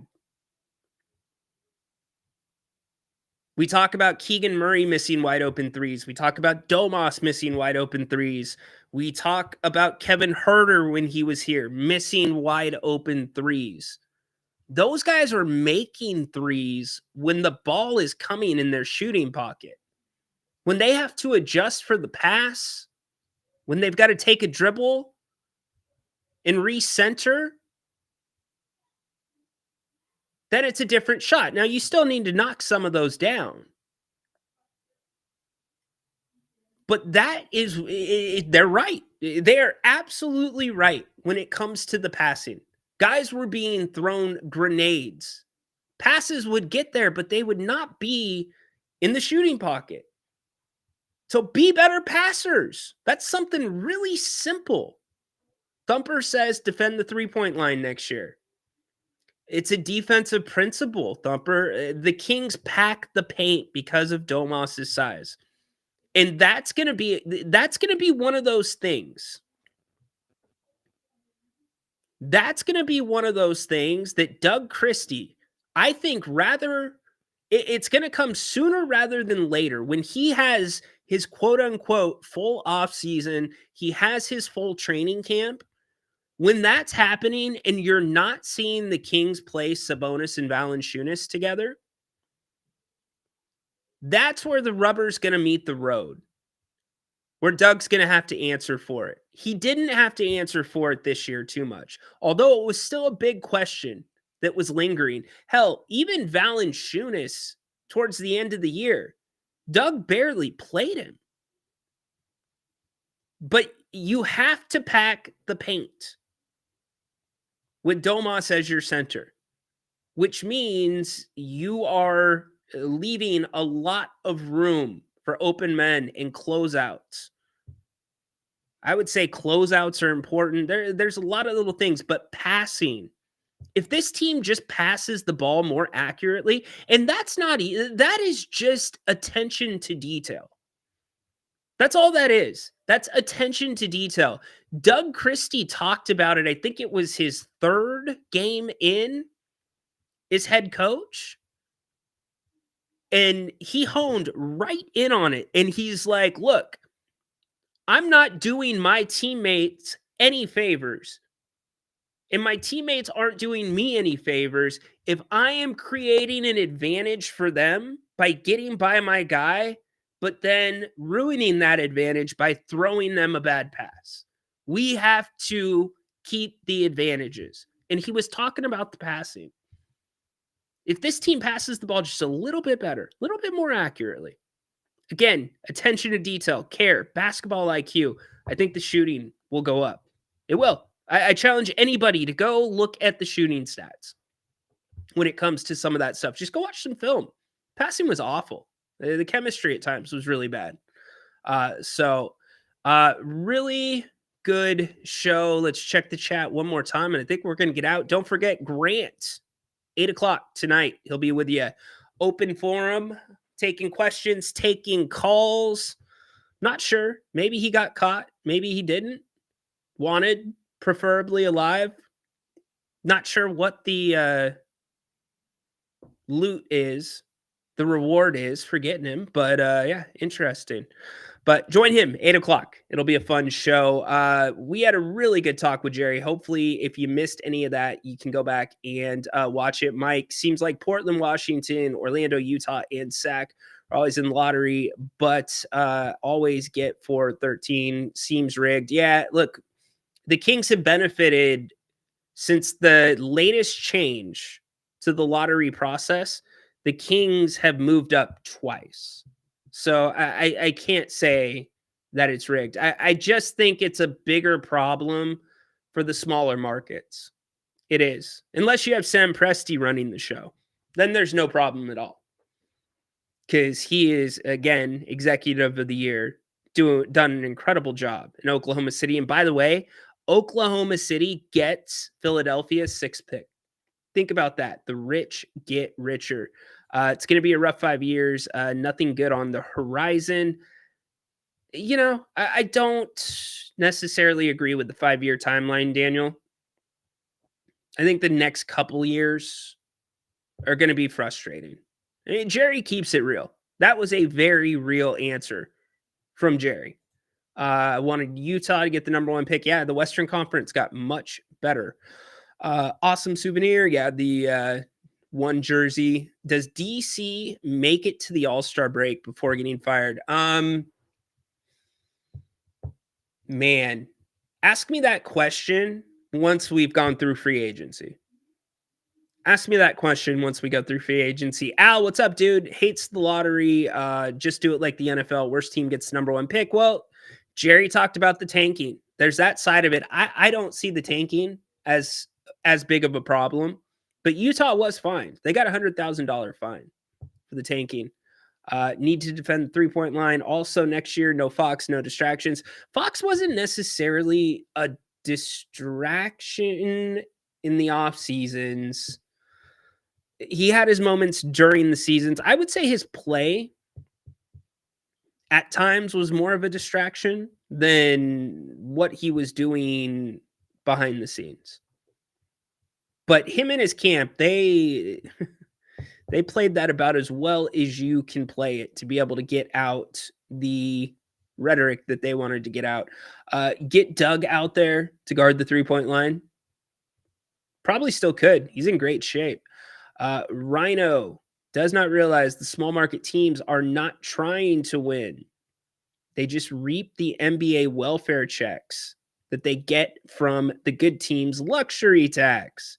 It's a lot of dollars to Charlotte, DC, and Utah. Not as much as you'd think. Mini Mo. The Kings made that move at the end of the summer. Who did they trade away for the 2nd round pick?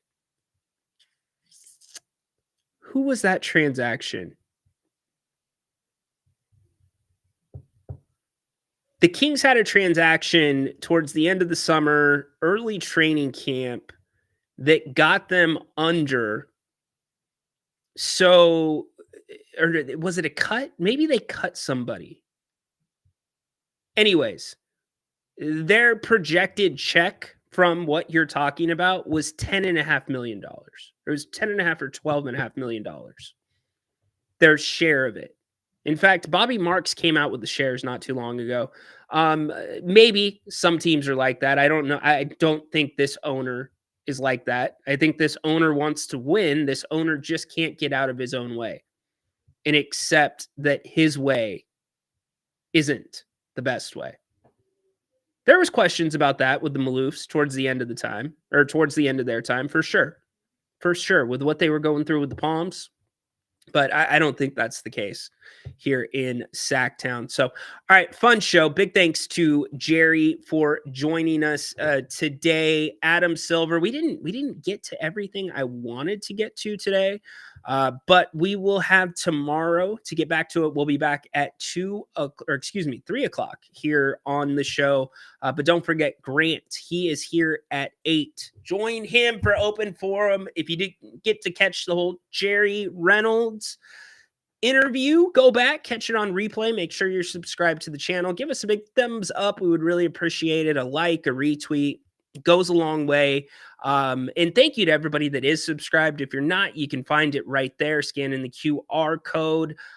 Keeps us in the algorithm. Because of all you, we are in the hashtag Kings versus whoever they're playing X algorithm. So thank you for your support. Grant and I are pumping out and are continuing to plan to pump out a ton of content here throughout the summer, both Kings and other when it comes to the NFL, baseball, whatever's going on, we're going to be all over it. But Kings first and foremost. By the way, I saw the question again about Spotify. I will answer that tomorrow. I will answer that tomorrow for you. I'm not putting that off. There was a reason I could not answer it. I got a text message. So I'll clear that up tomorrow. But thank you all for being here. Join Grant 8 o'clock tonight. Can the Kings get through the next couple of years, hunker down, and hope that point guard can make this team a little bit better? Go Kings, light the beam. Love Jerry for being on. Jerry's with us every Tuesday. Join Grant again tonight, 8 o'clock. Court's dismissed.